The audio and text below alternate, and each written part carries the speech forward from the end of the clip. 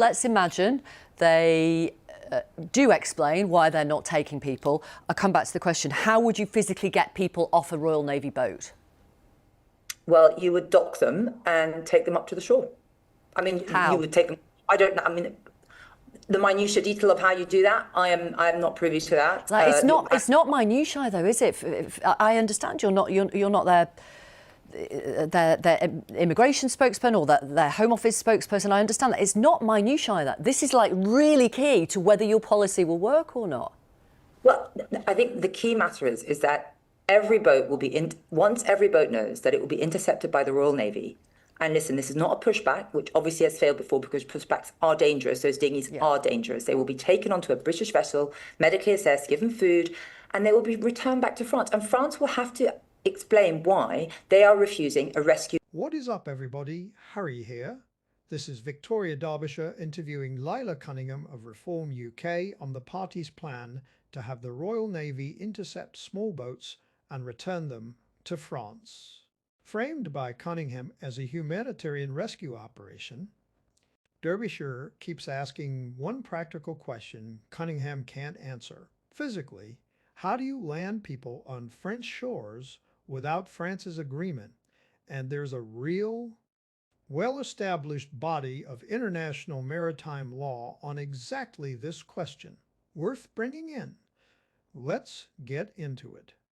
Get subscribed if that's useful to you. Months ago, Nigel Farage said that Britain doesn't have a navy capable of joining a foreign war, but according to Mr Farage today, we do have a navy to pursue your small boats policy. Is that right? Yeah, that's correct. But the French Interior Ministry has said today your plan would be a violation of French sovereignty, as well as a violation of the law of the sea and international law. What's your response to that? I mean, let's remember, France has already agreed to help secure Britain's borders. We paid it up to £1 billion over many years for France to stop these crossings. So if they're willing to stop people before they leave, why would they refuse to accept the people who have just departed from their own coastline after they've been rescued? We're not asking France to do something entirely new. This has already been agreed through a series of border agreements. We're just helping them out. Why have they said it would be a violation of French sovereignty as well as a violation of the law of the sea and international law? I mean, I don't know, but we've repeatedly entered into bilateral agreements with France to prevent and manage these crossings. But not this one. I mean, there haven't been any conversations, have there? No. What my point that I was getting to is that it hasn't even worked, right? So relying on France to stop the boats for us has not worked. And the objective really is not to win an argument with France. The objective is to stop people reaching Britain, full stop. Sure. We detect, we intercept, we will board them and we will return them. And actually it is a humanitarian operation. It is rescue and return. But you would have to get France's agreement. You say you don't want to enter into an argument with them. You might have to enter into an argument with them and get their agreement. Otherwise, you will not be able to do it, will you? Or will you? Well, I'll make 2 points. Listen, if France is willing to honour agreements it's already signed, it doesn't mean we simply give up defending our borders. Obviously, cooperation is preferable, but the principle doesn't change. Our principle is that nobody reaches Britain illegally, and that's it. And the purpose is immediate return. And listen, we anticipate returns with or without prior cooperation because we can't simply abandon control of our borders. OK, well, on that point... Quickly, Victoria, I'll just quickly... This is a humanitarian rescue mission. So we're going to rescue people from unsafe dinghies, put them on a Royal Navy vessel, give them medical treatment if they need it, and return them to the country they just departed from. On what basis would France refuse a humanitarian operation whose purpose is to save lives? This is crisis. This is what Zia Youssef said today. He said, if the Elysee Palace refuses, make no mistake, His Majesty's Royal Marines will disembark them safely on the very shore they left that morning.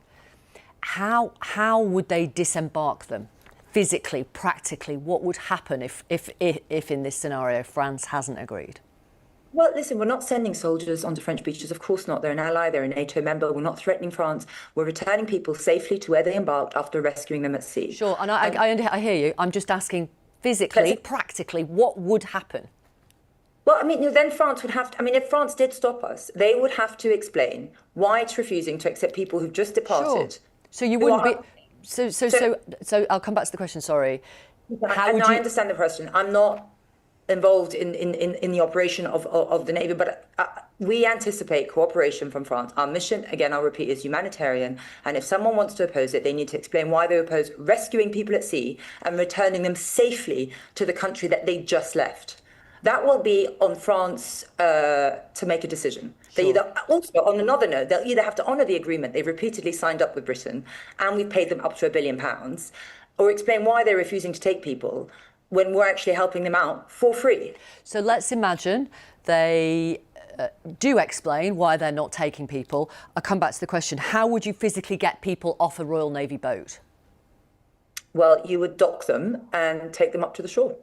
I mean, How? you would take them. I don't know. I mean, the minutiae detail of how you do that, I am not privy to that. Like, it's not minutiae though, is it? I understand you're not their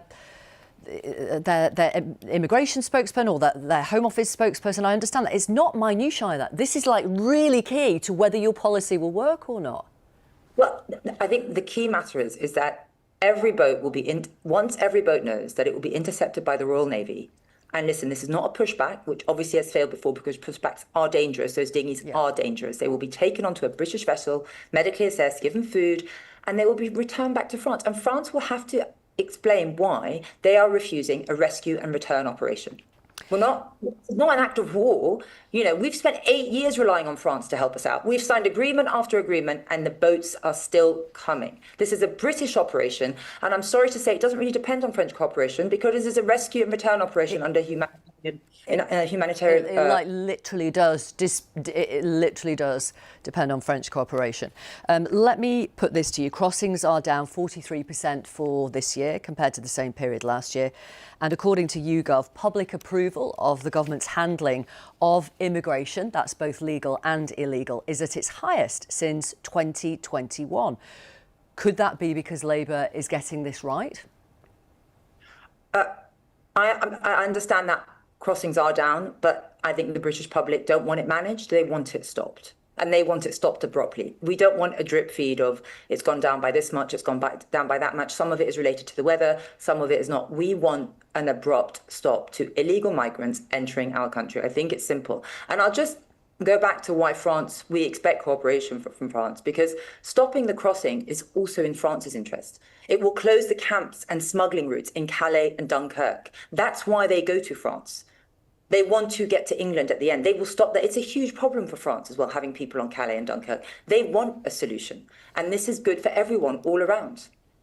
Nigel Farage's personal poll ratings have dropped significantly. According to YouGov, he now has a net favourability rating of -46, which is not only the joint lowest figure recorded by YouGov's tracker in the 10 years it's run, but is actually on a par with Boris Johnson's after the first Partygate revelations and Keir Starmer just before he resigned last month. How worried are you by that? Listen, for me, the most serious poll is an election, and we've talked. Well, you've lost the last 5 by-elections and the greater, for the Senedd, for Holyrood and for Westminster, and the greater Manchester mayoral election. So that's not a great track record. You can see how long we've been around. You know, we're a new party. We're already the second party. We've completely obliterated the Conservatives, who are no longer in the game. This is a party that's been around for over 100 years. They got, 2-3%? We've overtaken them in a very short period of time. But you still lost these 6 elections. And that was disappointing, and we will do better. But we are still the second largest party in terms of polls, and actually sometimes the largest in what we poll. I'm not surprised that Nigel's, the amount of stories that keep coming out, there's such a focus on Nigel at the moment from the press, and there's a complete lack of focus on any other party or any other leader. That's not true, but go on, carry on. We can debate that at another time. I'm not worried. I was just in Clacton actually, and it was incredible. It was really what I found, and this is going to sound corny. For me, what I heard the most is that Nigel represents hope and change, and that's why I joined Reform, and I think that's what people are going to vote for Reform for. Do you think his personal poll ratings could be down significantly because of the parliamentary and police investigation into him? I mean, I'll just be clear, there's no police investigation into Nigel. There's no kind of Met investigation whatsoever. Listen, I think the There road is a to, Met investigation into the origin of donations to Reform. yes, but not, sorry, I thought you insinuated that there was an investigation into Nigel, which there isn't. I think the path to number 10 will never be a straight line, that it will never be linear. It will go up and down, and as it should.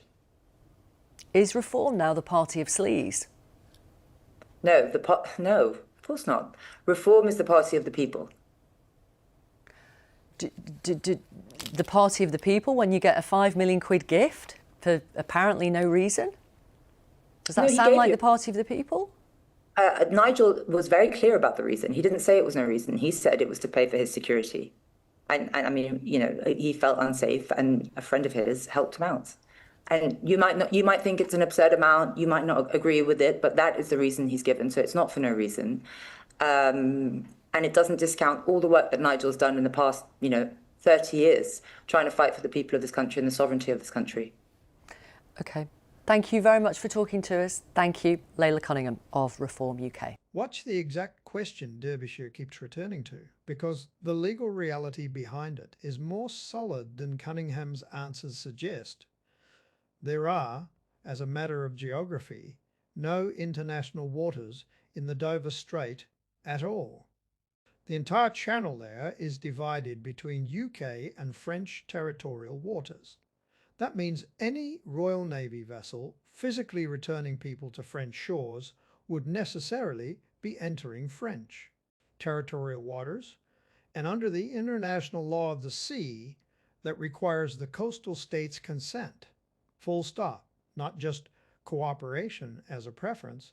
Cunningham's answer, you would dock them and take them up to the shore, simply doesn't engage with that requirement, and her admission that she isn't privy to the operational detail is really an admission that the plan's central mechanism, landing people on French soil, hasn't been resolved. The precedent worth citing plainly is Hirsi Jamaa v. Italy, a real case decided by the European Court of Human Rights, where Italy was found to have violated the European Convention on Human Rights by forcibly returning intercepted migrants to Libya without individually assessing each person's situation. That ruling is the specific reason the humanitarian rescue and return framing does legal work for Cunningham beyond just sounding better, a policy of blanket collective return applied to everyone on a boat without individual asylum assessment is exactly the pattern that Tace found unlawful. And calling the same mechanism a rescue doesn't change the underlying legal question of whether it constitutes collective expulsion. Cunningham's claim that this has already been agreed through a series of border agreements is worth checking directly, because the actual text of the main relevant treaty, the 2018 Sandhurst Agreement between the UK and France, covers cooperation on preventing crossings and search and rescue procedures, but explicitly does not include any provision for returning migrants intercepted at sea back to France. That's a specific, checkable gap between what Cunningham describes and what the existing agreement actually says. It's also worth noting this isn't an untested idea. A broadly similar pushback policy was drawn up under a previous government's Home Secretary in 2020 and was abandoned following legal challenges, for largely the same reasons being raised here: concerns about the same legal framework and about the safety risk of physically forcing unseaworthy vessels back into French waters.